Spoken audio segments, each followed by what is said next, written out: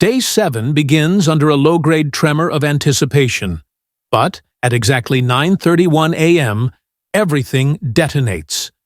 The lead prosecutor, eyes locked forward, heels clicking like a metronome, hands the clerk a sealed manila envelope.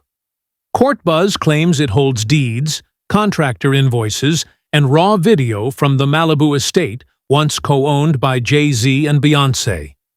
Defense counsel bolts upright, demanding a sidebar. The judge, face unreadable beneath the bench lights, merely calls a 15-minute recess. Reporters sprint for the hallway. Spectators crane over the wooden rail. Jay-Z sits perfectly still, shoulders rigid, hand whitening around the armrest as the envelope disappears into chambers. When court reconvenes, no one from Beyoncé's legal team rises. Instead, the side door swings open and Tina Knowles, high-collar black suit, silver hair swept back, steps to the stand. Her voice, warm at first, sketches early 2000s parties. Rockefeller crowds, champagne towers, studio runs that lasted till dawn. But the warmth drains. She recalls security staff ordered to kill hallway cameras, guest names struck from logs, whole wings of the Malibu house locked even to household employees.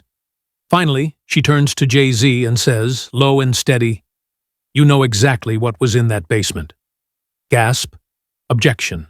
Sustained. Yet the question hovers. Radioactive.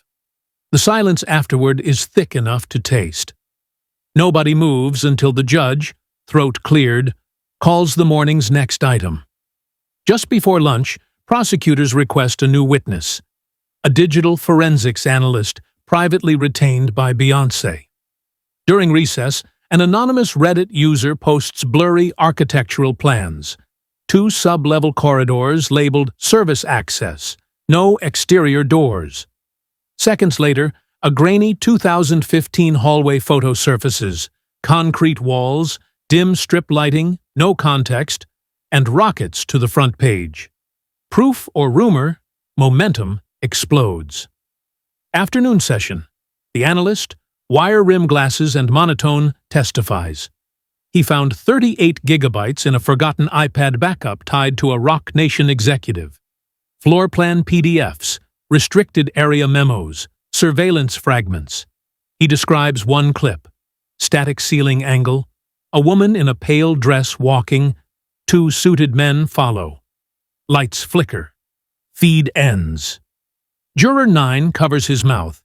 Jay-Z's lawyers barrage legal pads with ink. Court breaks.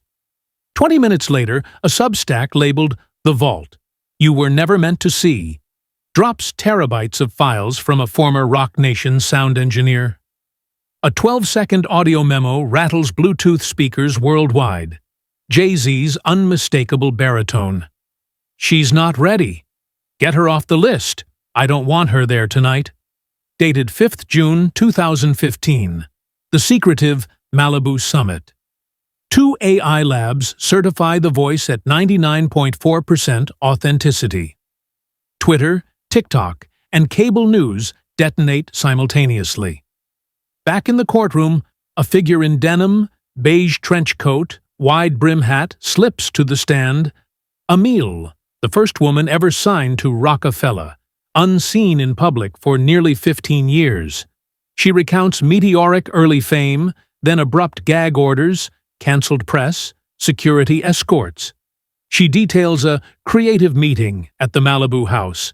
Empty rooms, 3 unfamiliar men, an ultimatum. Leave quietly within 2 weeks, or things get complicated. She looked for an exit and glimpsed a concrete staircase leading underground. Someone was being guided down. "You erased me," she tells Jay-Z. Court erupts. The gavel cracks 3 times before calm returns. Momentum turns tidal. Prosecutors file a supplemental witness list. A former Roc Nation assistant who handled VIP manifests, a chauffeur of 12 years, a Live Nation digital archivist, and, under protective order, an ex-security contractor with photos from a 2017 Chicago after-party showing a tunnel hatch beneath the stage. Jay-Z whispers to counsel, then exits the courtroom. His team scrambles after him. A bootleg phone video of Emil's testimony hits TikTok. 8 million views in an hour. Solange posts a black square captioned, "Some voices can't be silenced." Rihanna, Zendaya, and dozens more repost. Malibu tunnels trends worldwide by dawn. Prosecutors pivot from insinuation to bricks and mortar. They introduce a 2006 Malibu remodel permit. 2 parallel underground passages, magnetic locks, independent diesel generators, sound-insulated walls. Defense concedes the build, but calls it celebrity safety infrastructure. Prosecutors counter with defunct security system logs, dozens of midnight to 4 a.m. entries, no names attached. Then the photographs. Image 1, an 8-foot-wide concrete corridor, fluorescent tube overhead, no doors. Image 2, a single black chair bolted at the corridor's dead end, facing a blank wall. GPS metadata tags both to the Malibu property. Defense cries forgery. Judge allows them in. Name drop. Cassie appears on a 2016 visitor log for a Roc Nation private showcase. Gasps ripple. Speculation metastasizes. Was she in the footage? After confirming the tunnel's existence, prosecutors clear the public gallery to play Exhibit Omega. 90 silent seconds dated 22nd, July 2016. Woman strides, hesitates. 2 suited men gesture. Overhead lights pulse. Clip ends. When spectators return, jurors sit rigid, faces blanched. Jay-Z's tie hangs undone. He stares into middle distance. Defense mutters deep fake, but the jury's eyes say otherwise. At 4:02 p.m., Beyoncé posts a black square. White letters, "Silence is betrayal. I believe women.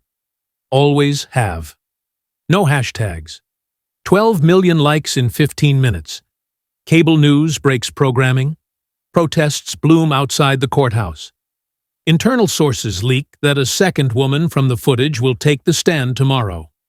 That night, Jay-Z's hotel suite becomes Crisis HQ. Advisors debate settlement, executive resignations, asset firewalls. For 2 decades, Jay-Z curated invincibility. Now the narrative has escaped the building, sprinting through tunnels he insisted were myth. Day 7 closes on a single certainty.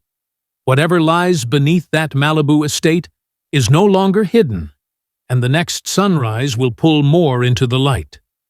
Judge seals courtroom, ejects press. Remaining personnel view an 88-second clip, July 22, 2016. Ceiling cam.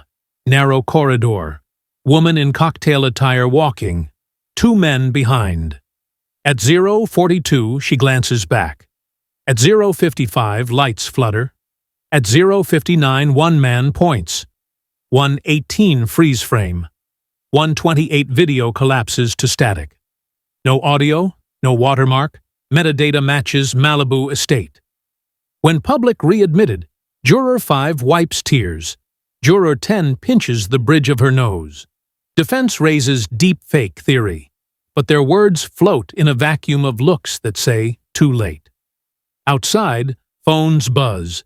Beyoncé's Instagram. Solid black square. White serif. Silence is betrayal. I believe women. Always have. No tags, no comments needed.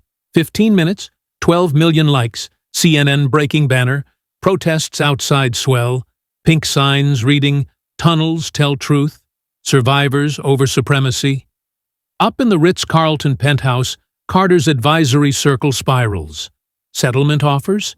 Step down from title board? Freeze assets before civil suits? Each option feels less like damage control, more like triage. Meanwhile, cable pundits dissect city permits. 2006 documents cite subterranean acoustic isolation chambers. Aerial LiDAR scans posted by hobbyists reveal ventilation shafts not aligned with the estate footprint. TikTok sleuths stitch timelines, overlaying guest lists with missing person dates. Chicago Tribune receives a brown envelope. Polaroids dated October 2017. An arena service tunnel with the same magnetic lock, same cinder block motif. Text reads, "Find the others." Day 7 ends at 12:17 a.m., when Judge Wickes issues an after-hours order sealing all pending evidence motions in the interest of witness safety.